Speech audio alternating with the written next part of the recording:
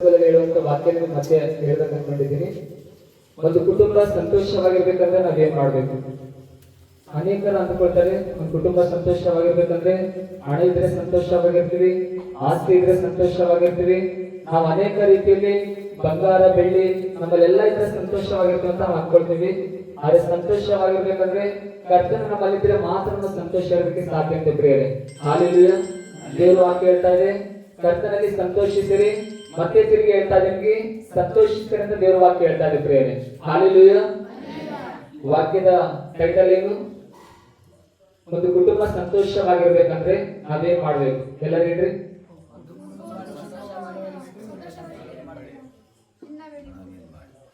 ಮೊದಲನೇದಾಗಿ ವಾಕ್ಯ ತೆಗೆಯೋಣ.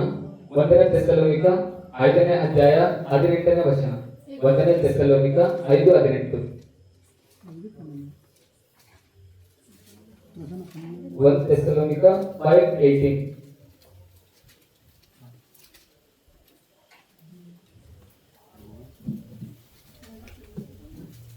ಹದಿನೆಂಟನೇ ಅಧ್ಯಾಯ 1ನೇ ಥೆಸಲೋನಿಕ 5ನೇ ಅಧ್ಯಾಯ 18ನೇ ವಚನ. ಪ್ರತಿ ವಿಷಯಮಂದುನು ಕೃತಜ್ಞತಾಸ್ತುತಿ ಚೆಲ್ಲಿಸಿರಿ. ಅಂದ್ರೆ ಕನ್ನಡದಲ್ಲಿ ಹೇಳ್ತಾ ಇದೆ, ಪ್ರತಿಯೊಬ್ಬರು ದೇವರಿಗೆ ಕೃತಜ್ಞತಾಸ್ತುತಿ ಸಲ್ಲಿಸಿರಿ. ಕೃತಜ್ಞತಾಸ್ತುತಿ ಯಾಕೆ ಸಲ್ಲಿಸ್ಬೇಕಂದ್ರೆ, ಒಬ್ಬ ವಿದ್ಯಾರ್ಥಿ ಅಂದ್ರೆ ಇಲ್ಲ ಯಾರ ಹತ್ರ ನಾವು ಸಹಾಯ ಕೇಳಿದಾಗ ಅವ್ರೇನಾದ್ರು ನಮ್ಗೆ ಸಹಾಯ ಮಾಡಿದಾಗ ನಾವೇನ್ ಹೇಳ್ತೀವಿ? ಥ್ಯಾಂಕ್ಸ್ ಅಂತ ಹೇಳ್ತೀವಿ. ಪ್ರತಿಯೊಬ್ರು ಹೇಳ್ತೀವ ಇಲ್ಲ? ಏನಾದ್ರು ನಾವು ಕಷ್ಟದಲ್ಲಿ ಇರ್ಬೇಕಾದ್ರೆ, ಏನಾದ್ರು ನಾವು ಇರ್ಬೇಕಾದ್ರೆ ಸಮಯದಲ್ಲಿ ನಾವೇನ್ ಕೇಳ್ತೀವಿ? ಏನಾದ್ರು ಅಮೌಂಟ್ ಇಲ್ಲದ ಸಮಯದಲ್ಲಿ ಅಮೌಂಟ್ ಕೊಟ್ಟಾಗ ಏನ್ ಕೇಳ್ತೀವಿ? ನಾವ್ ಏನ್ ಹೇಳ್ತೀವಿ? ಎಲ್ಲರೂ ಥ್ಯಾಂಕ್ಸ್ ಹೇಳ್ತೀವಿ. ಅದೇ ರೀತಿಯಲ್ಲಿ ದೇವರು ನಮ್ಮನ್ನು ಪ್ರತಿದಿನ, ಪ್ರತಿ ಕ್ಷಣ, ಪ್ರತಿ ಗಡಿಯೂ ಕೂಡ ನಮ್ಮನ್ನು ಕಾಯ್ದು ಕಾಪಾಡ್ತಾನಲ್ಲ, ಅದಕ್ಕಾಗಿ ನಾವ್ ಏನ್ ಹೇಳ್ಬೇಕು? ಕೃತಜ್ಞತಾ ಸ್ತುತಿ ಸಲ್ಲಿಸ್ಬೇಕಂತ, ಥ್ಯಾಂಕ್ ಯು ಹೇಳ್ಬೇಕಂತೆ ದೇವರಿಗೆ. ಪ್ರತಿದಿನ ಕೂಡ ನಾವು ನಡೆದುಕೊಂಡು ಹೋಗುವಾಗ, ನಾವು ಬರುವಾಗ, ಒಳ್ಳೆ ಆರೋಗ್ಯ ಕೊಟ್ಟಿದ್ದಕ್ಕಾಗಿ, ನಮ್ಗೆ ಒಳ್ಳೆ ರೀತಿಯಲ್ಲಿ ದೇವರು ನಮಗೆ ಆಹಾರ ಕೊಟ್ಟಿದ್ದಕ್ಕಾಗಿ ಪ್ರತಿದಿನ ನಾವು ಆತನಿಗೆ ಏನ್ ಸಲ್ಲಿಸ್ಬೇಕಂತೆ? ಥ್ಯಾಂಕ್ ಯು ಹೇಳ್ಬೇಕಂತೆ ಪ್ರಿಯರೇ. ಹಾಲೆಲೂಯಾ. ಒಂದು ಕುಟುಂಬ ಸಂತೋಷವಾಗಿರ್ಬೇಕಂದ್ರೆ ಮೊದಲೇ ನಾವು ಏನ್ ಮಾಡ್ಬೇಕು? ನಾವು ದೇವರಿಗೆ ಕೃತಜ್ಞತಾ ಸ್ತುತಿ ಸಲ್ಲಿಸಬೇಕಂತೆ ಪ್ರಿಯರೇ, ಥ್ಯಾಂಕ್ಸ್ ಹೇಳ್ಬೇಕಂತೆ. ಹಾಲೆಲೂಯಾ. ಹಾಲೆಲೂಯಾ. ಒಂದು ಕುಟುಂಬ ಸಂತೋಷವಾಗಿರ್ಬೇಕಾದ್ರೆ ನಾವೇನ್ ಮಾಡ್ಬೇಕು? ಥ್ಯಾಂಕ್ಸ್ ಹೇಳ್ಬೇಕು ದೇವರಿಗೆ. ಹಾಲೆಲೂಯಾ. ಅದೇ ರೀತಿಯಲ್ಲಿ ಎರಡನೇದಾಗಿ ಕೊಲಸ್ಸಿದವರಿಗೆ ಪತ್ರಿಕೆ 3ನೇ ಅಧ್ಯಾಯ 13ನೇ ವಚನ. ಕೊಲಸ್ಸಿದವರಿಗೆ ಬರೆದ ಪತ್ರಿಕೆ 3:13.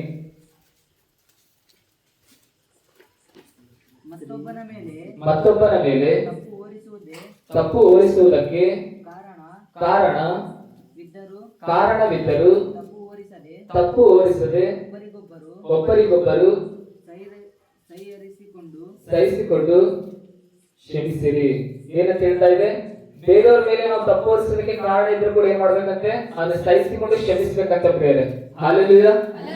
ಹಾಲೆಲೂಯಾ. ಏನ್ ಮಾಡ್ಬೇಕು? ನಾವು ಕ್ಷಮಿಸಬೇಕು.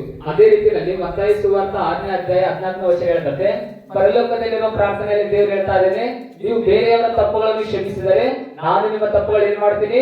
ಕ್ಷಮಿಸ್ತೇನೆ ಅಂತ ಹೇಳ್ತಾ ಇದ್ದ ಪ್ರಿಯರೇ. ಎಲ್ಲರೂ ತೆಗೆಯೋಣ. ಮತ್ತಾಯ ಸುವಾರ್ತೆ 6ನೇ ಅಧ್ಯಾಯ 14ನೇ ವಚನ. ಮತ್ತಾಯ ಸುವಾರ್ತೆ 6ನೇ ಅಧ್ಯಾಯ 14ನೇ ವಚನ. ಮನುಷ್ಯರ ಅಪರಾಧಗಳನ್ನು ನೀವು ಕ್ಷಮಿಸಿದ ಮನುಷ್ಯರ ಅಪರಾಧಗಳನ್ನು ಕ್ಷಮಿಸುವುದು ಆದರೆ ನಿಮ್ಮ ಪರಲೋಕದಲ್ಲಿರುವ ತಂದೆಯು ನಿಮ್ಮ ಅಪರಾಧಗಳನ್ನು ಕ್ಷಮಿಸುವನು. ಏನಂತೆ ವಾಕ್ಯ ಹೇಳ್ತಾ ಇದೆ? ನೀವು ಬೇರೆಯವರ ತಪ್ಪುಗಳನ್ನು ಕ್ಷಮಿಸುವುದಾದರೆ ಪರಲೋಕದಲ್ಲಿರುವ ತಂದೆಯು ನಮ್ಮ ತಪ್ಪುಗಳನ್ನು ಕ್ಷಮಿಸ್ತಾನಂತೆ ಪ್ರಿಯರೇ. ಹಾಲೆಲೂಯಾ.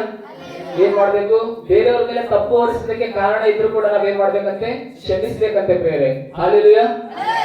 ದೇವರು ಹೇಳ್ತಾ ಇದ್ದೇನೆ, ನೀವು ಬೇರೆಯವರ ತಪ್ಪುಗಳನ್ನು ಕ್ಷಮಿಸಿದ್ರೆ ಮಾತ್ರ ನಾನು ಕೂಡ ನಿಮ್ ತಪ್ಪುಗಳನ್ನು ಕ್ಷಮಿಸ್ತೀನಿ. ನೀವೇನಾದ್ರೂ ಬೇರೆಯವರ ತಪ್ಪುಗಳನ್ನು ಕ್ಷಮಿಸಿಲ್ಲ ಅಂದ್ರೆ ನಾನು ಕೂಡ ನಿಮ್ ತಪ್ಪುಗಳನ್ನ ಕ್ಷಮಿಸುತ್ತಿಲ್ಲ ಅಂತ ಹೇಳ್ತಾ ಇದ್ದೇನೆ ಪ್ರಿಯರೇ. ಹಾಲೆಲೂಯಾ. ಮೊದಲಾಗಿ ಏನಿರ್ಬೇಕು? ಒಂದು ಕುಟುಂಬ ಸಂತೋಷವಾಗಿರ್ಬೇಕಂದ್ರೆ ಥ್ಯಾಂಕ್ಸ್, ಕೃತಜ್ಞತಾ ಸ್ತುತಿ ಇರಬೇಕು. ಎರಡನೇದಾಗಿ ಕ್ಷಮಿಸುವ ಮನಸ್ಸಿರ್ಬೇಕು ಪ್ರಿಯರೇ. ಹಾಲೆಲೂಯಾ. ಹಾಲೆಲೂಯಾ. ಅದೇ ರೀತಿಯಲ್ಲಿ ಮೂರನೇದಾಗಿ ಒಂದು ಕುಟುಂಬ ಸಂತೋಷವಾಗಿರ್ಬೇಕಾದ್ರೆ ಏನ್ ಮಾಡ್ಬೇಕಂದ್ರೆ, ಯೋಹಾನ ಸುವಾರ್ತೆ 13ನೇ ಅಧ್ಯಾಯ 34ನೇ ವಚನ.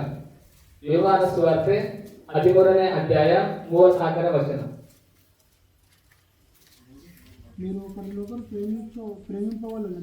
ನೀವು ಒಬ್ಬರಿಗೊಬ್ಬರು ಪ್ರೀತಿಸಬೇಕೆಂಬುದಾಗಿ ಹೊಸ ಆಜ್ಞೆ ನಿಮಗೆ ಕೊಟ್ಟಿದ್ದೇನೆ, ಪ್ರೇಮಿಂಚಿನಂತೆ ನೀರುನು ఒకరినొకరు ಪ್ರೇಮಿಸವಲೆನು. ನಾನು ನಿಮ್ಮನ್ನು ಪ್ರೀತಿಸಿದಾಗೆ ನೀವು ಒಬ್ಬರನ್ನೊಬ್ಬರು ಪ್ರೀತಿಸಿರಿ. ಹಲ್ಲೆಲೂಯಾ. ದೇವರ ಆಜ್ಞೆ ಕೊಡ್ತಾ ಇದ್ದೇನೆ. ಆಜ್ಞೆ ಮೀರಿದ್ರೆ ಏನಾಗ್ತದೆ? ಪಾಪ ಆಗ್ತದೆ. ವಾಕ್ಯ ಏನ್ ಹೇಳ್ತದೆ? ಆಜ್ಞೆ ಅತಿಕ್ರಮವೇ ಪಾಪ. ದೇವರು ಮಾಡು ಅಂದಿದ್ದನ್ನ ಏನ್ ಮಾಡ್ಬೇಕು? ನಾವು ಮಾಡ್ಬೇಕು. ಮಾಡಬಾರ್ದಿದ್ದನ್ನ ಏನ್ ಮಾಡ್ಬೇಕು? ಮಾಡಬಾರ್ದು. ದೇವರಲ್ಲಿ ಹೇಳ್ತಾ ಇದ್ದೇನೆ, ನಿಮ್ಮ ತಪ್ಪುಗಳನ್ನು ಕ್ಷಮಿಸಬೇಕಂದ್ರೆ ನೀವು ಬೇರೆಯವರ ತಪ್ಪುಗಳನ್ನು ಕ್ಷಮಿಸಬೇಕು. ನೀವು ನನ್ನ ಮಕ್ಕಳಾಗಬೇಕಾದ್ರೆ ಏನ್ ಮಾಡ್ಬೇಕು? ಒಬ್ಬರಿಗೊಬ್ಬರು ಪ್ರೀತಿಸ್ಬೇಕಂತೆ ಪ್ರೇರೆ.